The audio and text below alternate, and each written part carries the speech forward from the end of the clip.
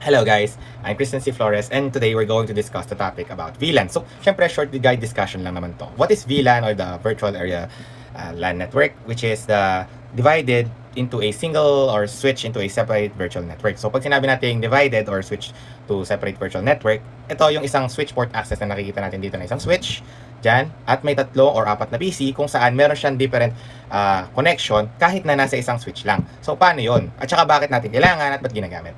So, syempre, each VLAN keeps its traffic within the group. Meaning, dahil nga may separation, meron siyang traffic or yung daloy ng pagpasa. So, bakit natin kailangan yung daloy ng pagpasa? So, syempre, security. Kapag meron kayong separation, kahit nasa isang switch port lang, meron pa rin yung boundaries na dito lang yan, dito lang to, dito lang yun. Okay? So, next is reduce unnecessary network traffic. So, dahil nga meron ng separation, yung daloy ng trapiko, medyo na imbis na straight line lang at dadaanan niya lahat. Ito, dahil meron siyang daloy, yun lang yung dadaanan niya. So, it makes the managing the network easier since, yun nga sinabi ko, yung daloy is medyo madali na. So, dito, nakita natin, wala pang mga kable. Lagyan natin ng kable. So, unahin natin yung kable ng Fast Ethernet 1. Lagyan natin dito, sige. Okay. 2, 3,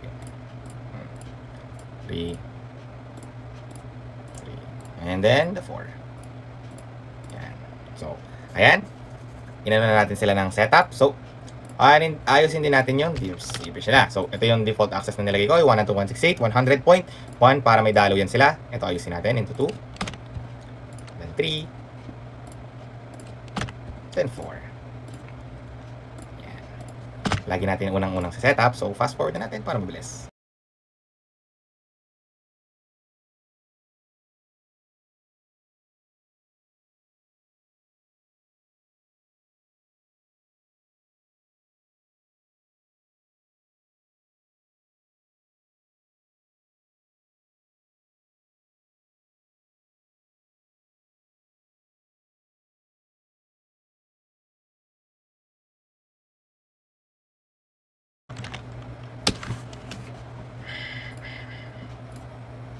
So, kita naman natin dito, nag-ping na. So, try na natin i-message ping. Dapat fail to. Failed. Dapat fail to. Failed. At dapat success. Good. So, yan ang pinaka-basic ng VLAN. Thank you for listening. And let's move on to the next one.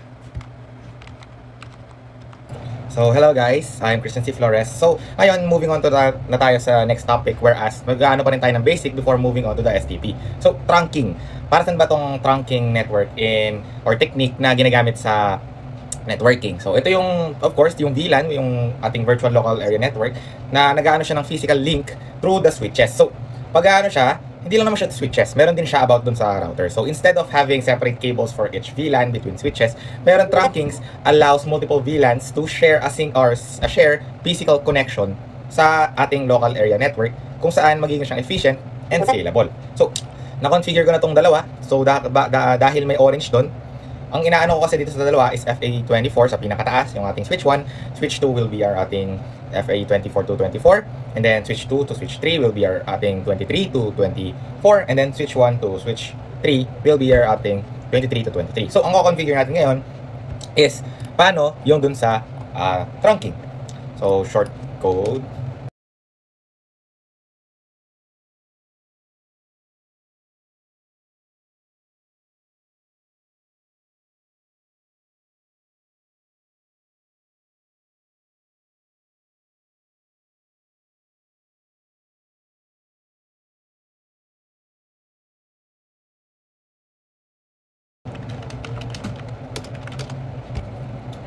Yan.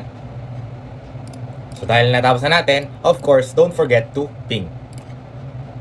For our VLAN 10, success. Dapat fail to. Failed. Normally, dapat success. Success. And dapat fail to. Good. So, now na natutunan natin ng trunking, let's move on to our one and only STP. Okay guys, moving on na tayo sa STP or ang spanning tree. So, pag sinabi natin kasing spanning tree, ito yung nag-aano siya ng network protocol na design para ma-prevent yung loops in an internet network. So, nakikita natin dito, nag-trunk tayo, di ba? So particularly in network with redundant links, for example, yung maraming path na ginagawa ng daanan, where yung data packets na nag-circulate na ulit-ulit siyang dumadaan na nagko-consume ng mga bandwidth tsaka nagko-cause ng network failure. So, bakit natin ginagawa yung STP? Gumagawa tayo ng root bridge kasi meron yan, primary, meron din yan secondary, kung saan meron siyang central point. Ang magiging central point natin, itong switch 10 na nakikita nyo sa pinaka right side, kung saan ito yung may default ng combination kasi ito ng priority plus MAC address. So, pag sinabi natin ganun, meron siyang starting na nagpa-prioritize siya ng, for example, so yun, 327 yung sa show, test 32768, tas yung maglo-lowest MAC value address na mag-aano siya ng tiebreaker. So, pwede na, meron kasing mga meron siyang bridge protocol data units kung saan nag-exchange siya ng information about dun sa ports na ginagamit mo, whereas yung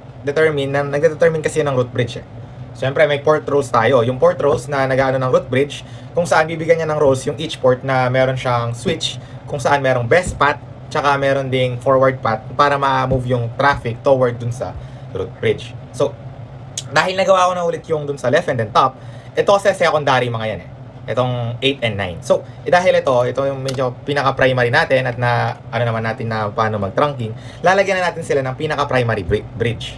So,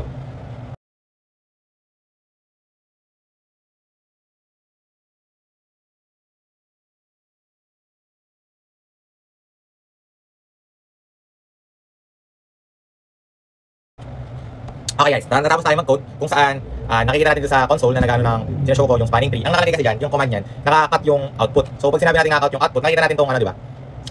IEE. So meron kasi yan, IEEE, yung Institute of Electrical and Electronics na engineers, kung saan dito yung nag-i-standard ng nagpa-prevent ng loop ng network. So dito, yung sinabi ko kanina, yung priority, kung saan magiging siyang 32769, yung magiging priority na kung saan ito yung pinaka-lower number ng preferred nilang value. So, of course, meron yung root address kung saan ito yung MAC or yung MAC address of the root bridge. So, pag sinabi natin ganun, meron kasi yan, may cost associated kasi yan kung saan may ito yung nasa mismong bridges. Ayan, kinol natin yung dito sa mga rule set na i-explain ko kanina. So, successful, then, successful. So, moving on naman tayo sa paggamit ng router. So, moving on, dito naman tayo sa may router, may dalawang switch na nakita natin sa taas. Tsaka meron din dito mga devices na dun na sa dalawang switches. So, bakit natin ba kailangan yung may router network? So, of course, communication between devices in different networks for what we call subnet, na kung saan typically handle communication within the same local network. Same lang nung kanina. However, kung saan dito makikita mo yung communication between different networks na. Hindi na yung parang, sinasabi ko, similar na naka-LAN, na kung saan dito kakailangan mo na ng router to forward the traffic between those networks. For example, meron tayong dalawang devices dito na PC13 tsaka PC14. So, sisimulan natin siya, mamagicin ko yung kung saan dito, nakikita natin na may window capture tayo. Mag-i-start tayo sa mismong switch 12. So, bam! Manis. Galing.